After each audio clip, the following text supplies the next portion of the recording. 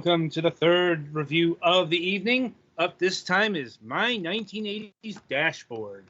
Let me see here. Welcome back to the 1980s, the good old times for gaming, when games and toys were pure fun and the world was much happier, less complicated.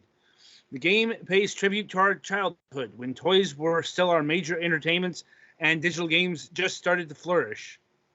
With old school pseudo 3D driving crossover with Child Racing's dashboard toy comes a nostalgic experience.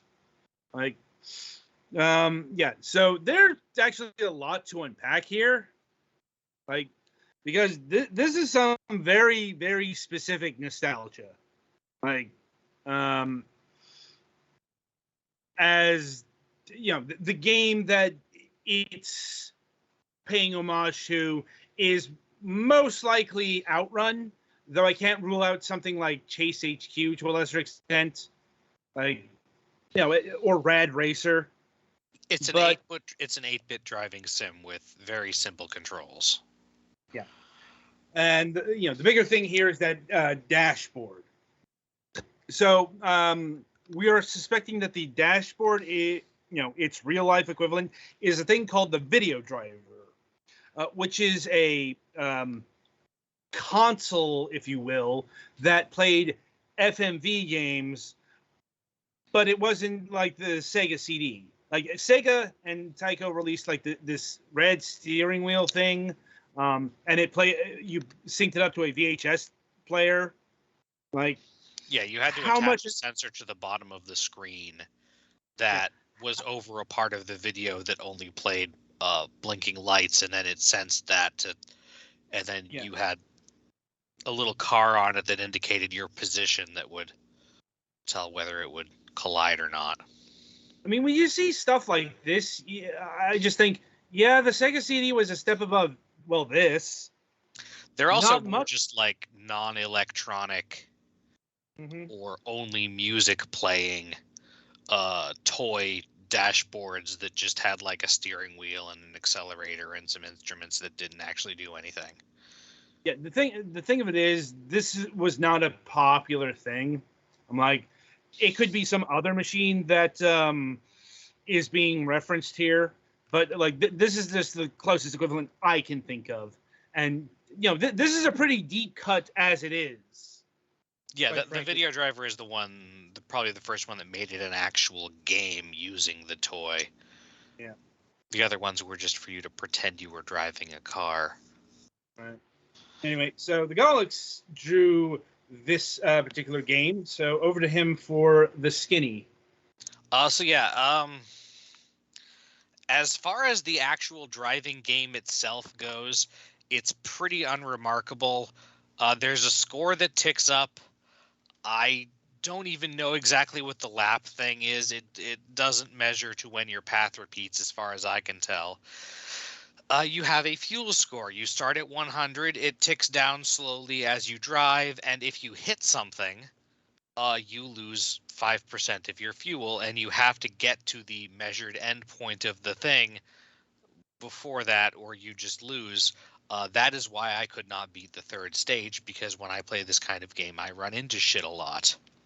Once again, that is very much late 80s, 8-bit racing. Because I'm not... Yeah.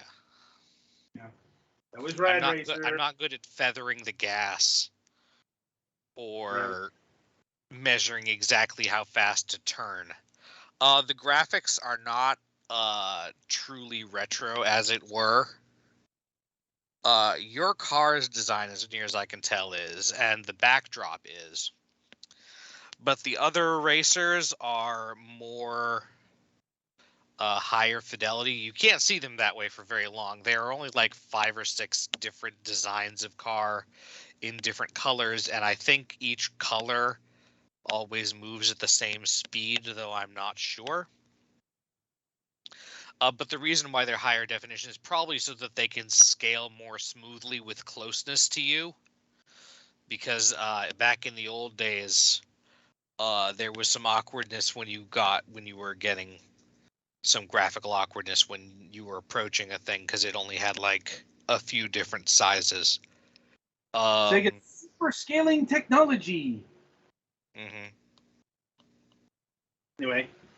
But again, I only noticed that because I started looking for it. I think the road texture is also a little bit too smooth. But again, you're going to be going at a high enough speed that you won't super notice that except when you hit something. If you just go off the road, a lot of the time you can just get back on the road, though you drive much slower on the grass. But if there are rocks or trees or almost invisible hedge things, you just hit into those and stop dead. You also stop dead if you hit another car. This game has music on, music off. The speaker, I think, is supposed to be volume. Or maybe it's sound effects. Now that I think about it, I don't know. Because I couldn't change the volume very well. It has an exit button, and it has you click or press enter to start. It mostly works better with clicking. And then the driving controls are WASD or the arrow keys. Left and right, accelerate, and brake. If you press both, the latest input takes precedence. Because I felt compelled to try that. The only actual option in the game is when you boot it up, you have a screen resolution option. It's always full screen, but you can change what resolution it is on the screen.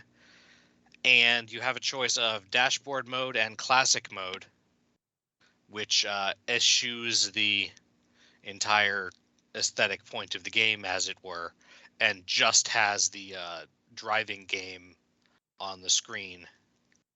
And the option buttons are just small icons on the thing that you have to mouse over. I didn't even notice they were there at first, but they are. But that version is actually a little bit easier to play because the area of play is significant. Like the screen you're playing on is significantly bigger. The actual play screen is pretty tiny when you're playing in dashboard mode. But again, that's kind of the point, so whatever. There are, I think it's like 6 stages, and then there are allegedly several different endings, depending on your performance. But since I only got to stage 3, I didn't see any of them. But from what I've seen, it looks like they are short animation loops or single screen endings showing your situation after the races. It's okay. I feel like you kind of lose some of the effect of the nostalgia when the whole digital thing is just on the screen and you're playing with a keyboard and mouse. In classic mode, it's just a subpar racing game, pretty much. Maybe, I mean, it's not bad, but there's nothing particular that stands out about it. The main thing is that it has the gimmick of having a mode where you look like you're playing a child's toy dashboard, and the indicators and stuff on it are pretty much functional, at least, so that's something. See, it's okay. There's not really anything about it that like stands out about it to particularly recommend for me.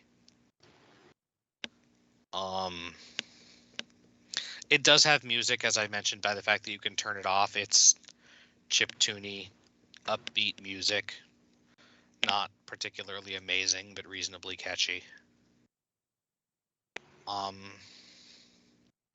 Yeah, it's a very the actual game, as far as I could tell, is pretty simple.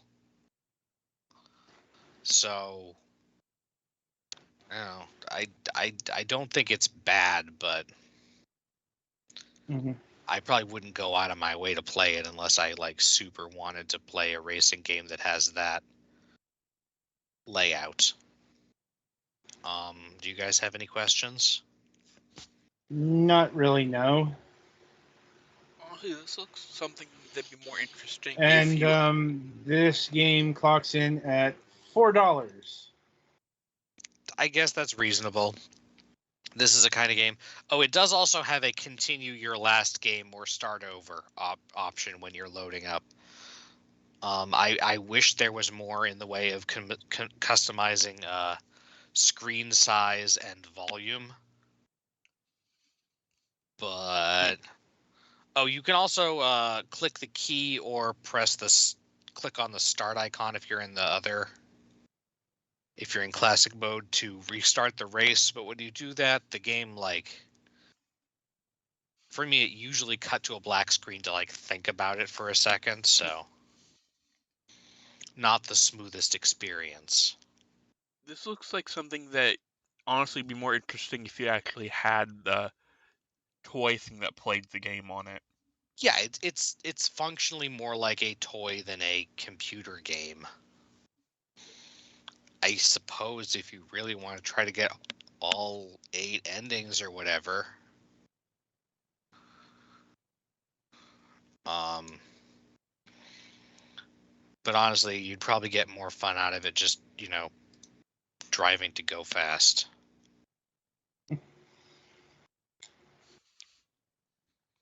Okay. Anything else? Not really. I think that's all I have. It's pretty unremarkable aside from the interface gimmick. Huh. Okay.